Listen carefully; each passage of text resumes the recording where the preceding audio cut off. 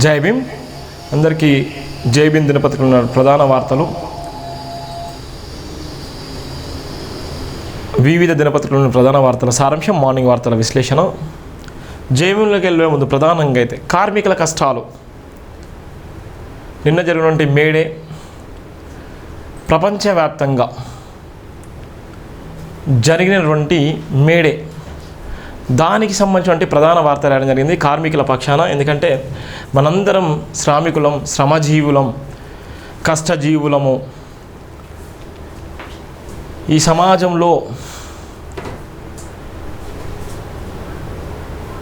ఎవరైనా ఉన్నారంటే, అధిక జనాభా కలిగినటువంటి ఎవరైనా ఉన్నారంటే అది శ్రామికులే, శ్రమజీవులే. ఆ శ్రమజీవుల కోసం ప్రధానంగా రాసినటువంటి ప్రధాన వార్త జై భీమ్ దినపత్రికలు రాయడం జరిగింది. ప్రధాన వార్త జై భీమ్ దినపత్రికలో స్పష్టంగా రాయడం జరిగింది.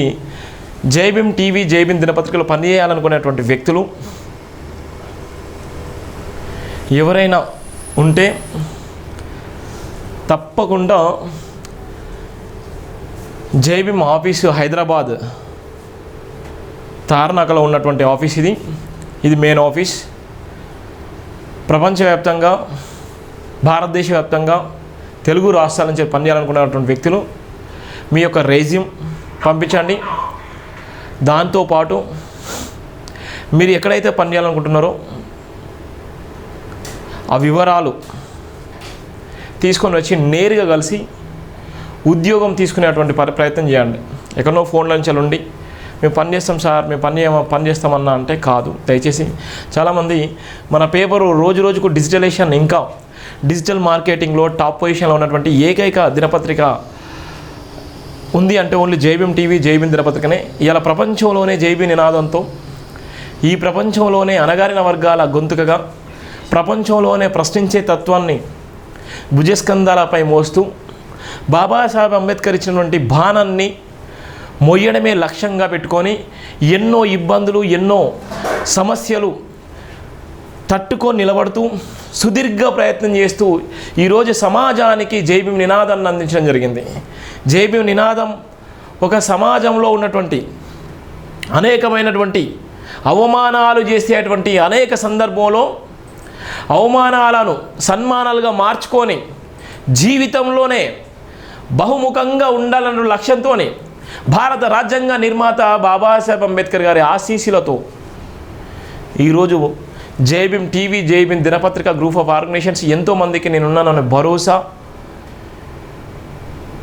కల్పించింది జై భీమ్ దినపత్రిక, జై భీమ్ టీవీ. అందుకోసం చూడండి, అలా ఉన్నటువంటి మన పేపర్ కూడా అద్భుతమైనటువంటి వార్తలు రాస్తూనే సమాజాన్ని మేల్కొల్పుతున్నాం.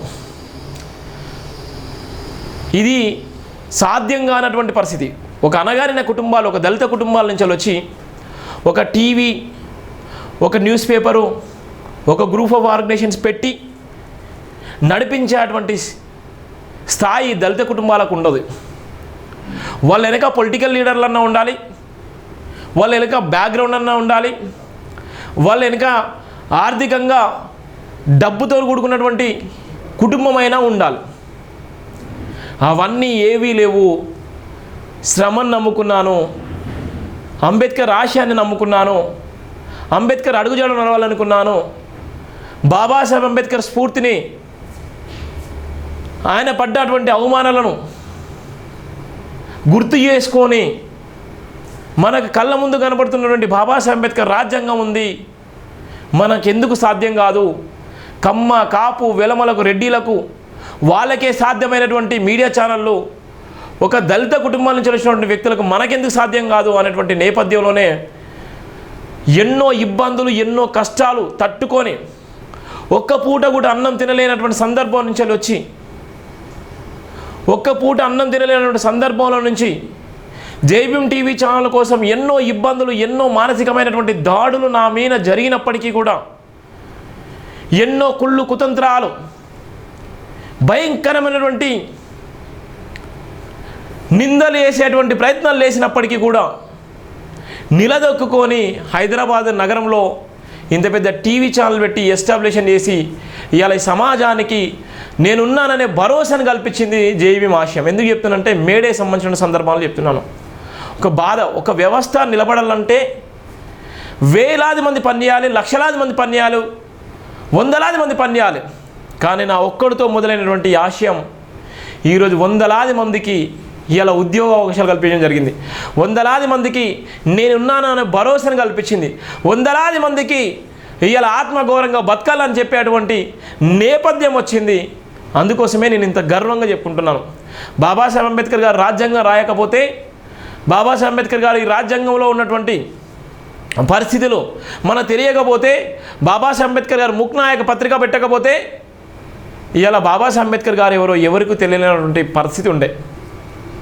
బాబాసాహెబ్ అంబేద్కర్ గారు ఎన్ని అవమానాలు పడ్డాడో, ఎన్ని నిందలు మోసిండో, ఎంత భయంకర కుట్రలు వేసిండో, ఆఖరి కూడా ఫ్యామిలీ కూడా సపోర్ట్ చేయాలని పరిస్థితి, తన భార్య మాత్రమే దగ్గరుండి సపోర్ట్ చేసినటువంటి సందర్భాలు కూడా మనం చూసాం. ఈరోజు అలాంటి సందర్భాలు ఆనాడు రోజుల్లోనే బాబాసాహెబ్ అంబేద్కర్ అధిగమించిండు. ఈ రోజుల్లో కంప్యూటర్ యుగం వచ్చింది. ఈరోజు మనం ప్రపంచంలో ఎక్కడో లేని విధంగా అనేకమైనటువంటి టెక్నాలజీ వచ్చినప్పుడు కూడా ఇలా మనుషుల బుద్ధి మాత్రం మారడం లేదు, మనుషుల తారతమ్యాలు మారడం లేదు. ఇలా కుటుంబంలో ఉన్నటువంటి వ్యవస్థ కూడా భయంకరమైన వ్యవస్థలో ఉన్నారు. ఇలా ఉన్నటువంటి వ్యవస్థ ఎంత దారుణంగా ఉందంటే, ఇలా మోసం చేసేవాడు ఎవడంటే మనల్ని నమ్ముకున్నటువంటి వ్యక్తులే మనల్ని మోసం చేస్తారు. మనం ఏదైతే నమ్ముకునే సిద్ధాంతం కోసం ఉన్నామో, మన వెన్నంటూ ఉండే వాళ్ళే మనల్ని వెన్నుపోటు పొడుస్తారు.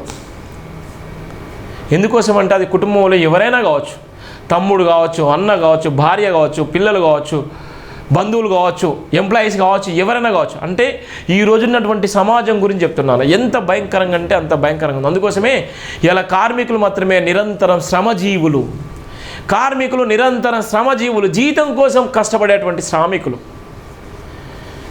పూట గడవడం కోసము అనేకమైనటువంటి ఇబ్బందులు, అనేకమైనటువంటి అవమానాలు భరించేటువంటి వ్యక్తులు కార్మికులు.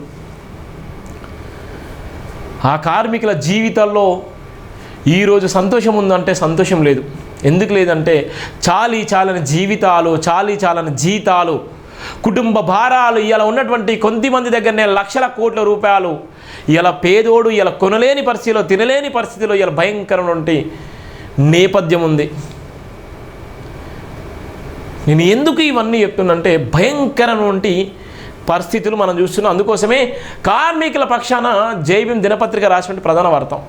నువ్వు ఎన్నో పత్రికలు ఉండి ఎవ్వరు కూడా రాయలేదు, కార్మికుల పక్షాన రాసినటువంటి చిన్న చిన్న వార్తలు రాశారు. ఎందుకోసం అంటే శ్రమజీవుల కోసం పడ్డదే ఆత్మగౌరవ నినాదమే జైభీం టీవీ. ఆత్మగౌరవ నినాదాన్ని ఇలా భుజస్కంధాలపై మోస్తుంది జైభీం టీవీ, జైభీం దినపత్రిక. ఇలా మాదిగా, ఓబీసీ, మైనార్టీ ఎవరైనా కానీ జైభీం నినాదాన్ని మనం ఓన్ చేసుకోవాలి.